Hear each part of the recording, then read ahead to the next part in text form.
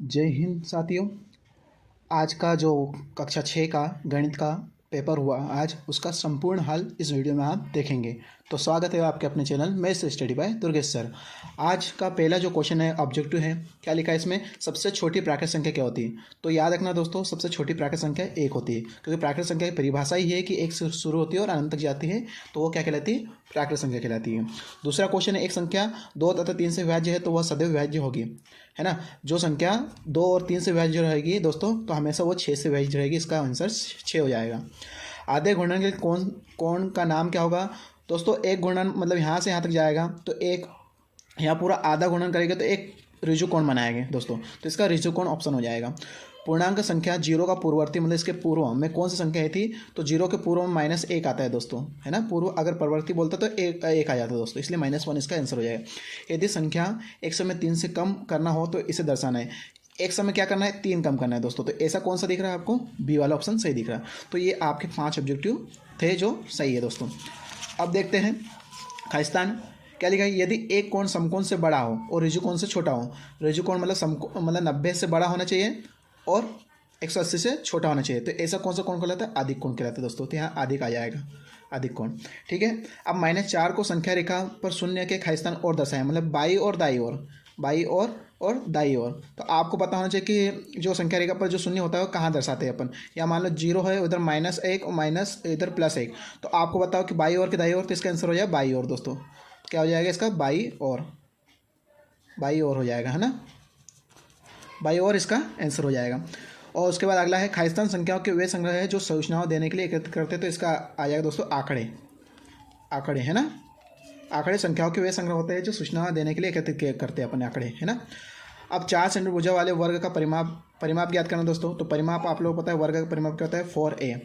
तो 4 गुना a क्या हो जाएगा, 16, तो इसका 16 आंसर हो जाएगा। संख्या 24,02,44,070 का परवर्ती पूछा है, तो परवर्ती क्या हो जाएगा, इसका परवर्ती इसके बाद वाला, तो क्या आ जाएगा 24, 40, 71 हो जाएगा दोस्तों। ये आपके ऑब्जेक्टिव पूरे 10 नंबर के ऑब्जेक्टिव थे दोस्तों। आप लोग अपनी जो भी कॉपी में करके आए उसको आप लोग मिलान कर लेना कि कौन से आंसर सही है और कितने सही गए और कितने गलत है आपके दोस्तों। अब आते हैं क्वेश्चन नंबर पे दोस्तों। क्वेश्चन है, क्वेश्चन नंबर संख्या 11 में नीचे दिए गए प्रश्नों को हल कीजिए, प्रत्येक प्रश्न के 2 अंक निर्धारित हैं। तो संख्या 15 से छोटी सभी अभाज्य संख्या लिखना है दोस्तों। तो अभाज्य संख्या हमेशा 2 से स्टार्ट होती है, 2, है ना। अभाज्य संख्या होती है जिसमें एक और स्वयं काल किसी और संख्या का भाग चले जाए, है ना, या नहीं जाए। अब भाज्य संख्या क्या होती है, भाज्य जिसमें एक और स्वयं काल किसी और संख्या भाग चले, और अभाज्य क्या होती है जिसमें एक और स्वयं काल किसी और संख्या का भाग नहीं जाए। तो दोस्तों ये संख्या हो जाएगी 2, 3, 5, 7, 9 नहीं आएगा दोस्तों, क्योंकि उसमें 3 का चलेगा, 11 और 13, ये अभाज्य संख्या हो जाएगी दोस्तों। ठीक है, इतनी संख्या क्या हो जाएगी, अभाज्य संख्या हो जाएगी। अब देखते हैं अगला, अगला क्वेश्चन क्या है दोस्तों। क्वेश्चन क्या है दोस्तों, -10 से छोटे 4 पूर्णांक लिखिए, मतलब इससे छोटे, तो इससे छोटा क्या आएगा दोस्तों, -11, -12, -13 और -14, ये उसके 4 पूर्णांक हो जाए दोस्तों। तो ये इसका आंसर हो जाएगा। उसके बाद x बराबर 4 हो तो x + 5 का मान ज्ञात करना है। x मान कितना दिया है, 4 दिया है, तो x + 5 का मान ज्ञात करना है। तो आपको x मान, x के स्थान पर क्या रखोगे, x + 5 है, x के स्थान पर 4 रखोगे तो +5, तो बराबर इसको जोड़ोगे तो 9 आंसर आ जाएगा दोस्तों। इस तरह से करना था।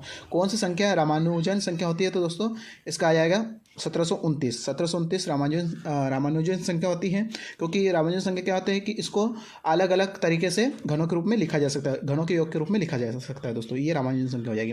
35 और 50 के बीच कितनी पूर्ण संख्या हो जाएगी, तो इसमें 14 पूर्ण संख्या हो जाएगी दोस्तों। आप इसमें निकाल लेना, ठीक है। अब आपको दिया है क्वेश्चन नंबर 16, आकृति में दर्शाई गई किरणों के नाम लिखिए। तो आपको इसमें 2 किरणों के नाम लिखना है। तो किरण क्या होती है दोस्तों, जिसका एक अंत बिंदु हो, है ना, और एक अनंत तक जाते हो, एक अंत बिंदु हो और एक अनंत तक जाते हो, तो किरण कहलाती है। तो इसका AO जो है, OA, ये किरण, ये क्या है दोस्तों, किरण है। वैसे OC ले सकते हैं हम, OC क्या है, किरण है। एक OB भी है, लेकिन हमें बोला है कितने, 2, तो 2 हम इसमें से दे देंगे आंसर। क्वेश्चन नंबर 17 है, ये 3 नंबर के दोस्तों, आप मिला लेना। दी गई आकृति में समांतर रेखा भुजाओं के नाम बताना। आपको समांतर भुजा कौन कौन से समांतर रेखा होते हैं जो कभी भी एक दूसरे को आगे तक नहीं काटती दोस्तों। तो ये रेखा और BC रेखा, ये दोनों कैसे समांतर, मतलब AD समांतर है किसके, BC के। एक युग में यह हो गया, है ना, भुजाओं के नाम। और तो क्या हो जाएगा, AD और BC, और दूसरा क्या हो जाएगा, ए बी समांतर है सी डी के, ये उसका दूसरा युग्म हो जाएगा। बस इतना लिखना था आपको दोस्तों। अब लता ने 9.50 रुपये का एक पेन खरीदा, 2.50 रुपये का एक पेंसिल खरीदे, तो उसने कुल कितने रुपये खर्च किया आपको दो जोड़ना था दोस्तों। तो क्या आएगा 9.50 और 2.50 को जब जोड़ोगे आप तो हमारा आंसर आएगा 0, ठीक है।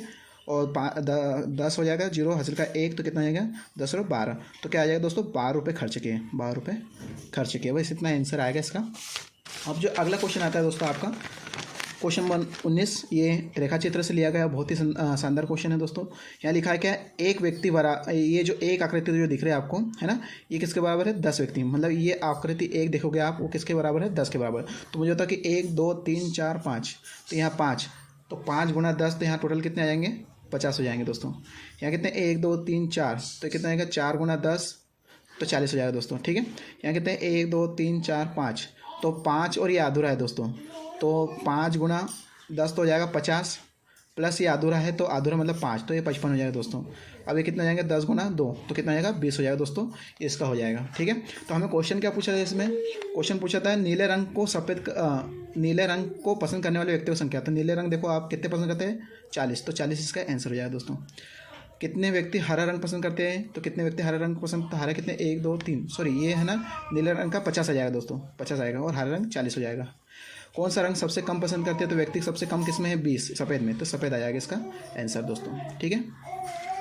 अब जो अगला क्वेश्चन है आपका, माँ ने कुछ लड्डू मेहमानों के और परिवार के सदस्यों को दिए, फिर भी 5 लड्डू शेष रह गए। यदि माँ ने 100 लड्डू दे दिए तो उसमें कुल कितने लड्डू होंगे। तो इसको सोल्व करने का तरीका है दोस्तों कि आप मान लेना, माना कुछ जो लड्डू उसने दिए हैं माँ ने किसको, मेहमानों और परिवार को कितने दिए, L लड्डू दिए मान लो, है ना, ठीक है, कितने दिए L लड्डू।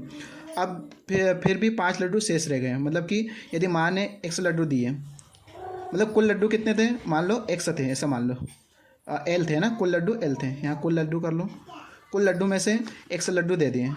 यदि माँ ने कितने लड्डू दिए 100 लड्डू, तो L में से हम 100 घटाएंगे तो क्या मिलेगा हमें, फिर कितने शेष बच जाते हैं 5 दोस्तों, ये इसका समीकरण हो जाएगा, आप कर सकते थे, है ना। तो इस प्रकार से आप लिख सकते हो इसका, तो L - 5 हो जाएगा इसका, 16 करोगे तो, ठीक है। अब अगला जो क्वेश्चन है, 4 अंकों की सबसे बड़ी संख्या और 5 अंकों की सबसे छोटी संख्या का योगफल ज्ञात करना दोस्तों। तो 4 अंकों की सबसे बड़ी संख्या हो जाएगी 9999, और 5 अंकों की बड़ी संख्या हो जाएगी ये, और 5 अंकों की छोटी संख्या क्या हो जाएगी दोस्तों 10,000। कितनी हो जाएगी 10,000। अब आपको योग बोला तो इन सबको जोड़ना पड़ेगा, तो 10,000 में जोड़ दो आप, 10,000 में जोड़ दो कितना आप 9,999, तो कितना आएगा 9,999, कितना आएगा 19,999, इसका आंसर हो जाएगा, करेक्ट आंसर। उसके बाद अब आप लोगों का अगला जो क्वेश्चन है, किरण और रेखा का अंतर लिखना है। तो आपको किरण की परिभाषा और रेखा का परिभाषा याद होना चाहिए दोस्तों। तो किरण क्या होते हैं, किरण वह रेखा या वह लाइन जिसका एक अंत बिंदु हो, है ना, क्या कहलाता है, किरण कहलाती है।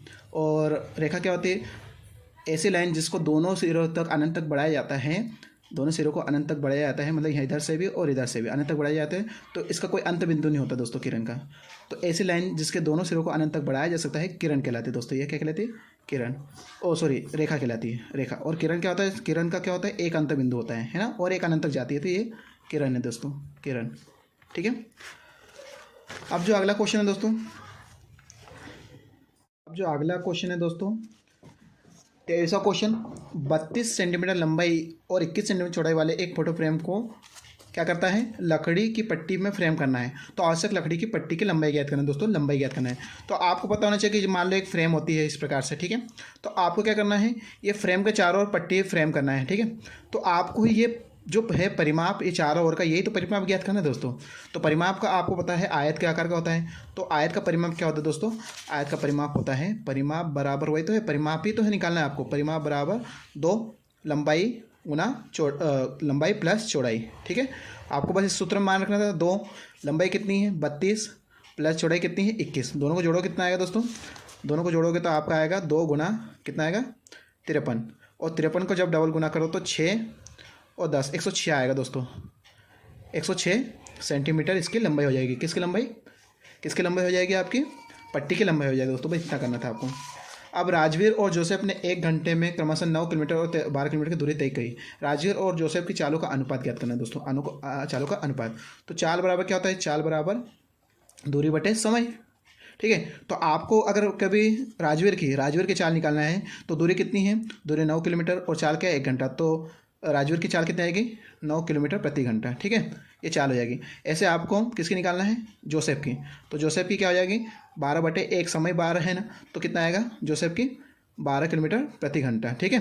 तो आपको इन दोनों का अनुपात निकालना है। तो अनुपात निकालने के सूत्र क्या है, अनुपात बराबर 9/12। जब काटोगे इसको 3 से 3 9 3 चौक 12, तो क्या आ जाएगा 3:4 इसका आंसर हो जाएगा दोस्तों। बहुत आसान तरीके से इसको कर सकते थे अपन।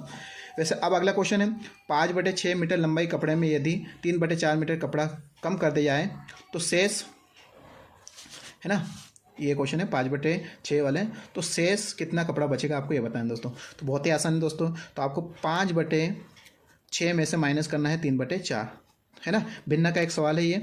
अब दोनों का एलसीएम नीचे ले लो, 6 चौक 24 आ जाएगा दोस्तों। अब तिरछा गुणा कर दो, बच्चों का 20 माइनस 18, ठीक है।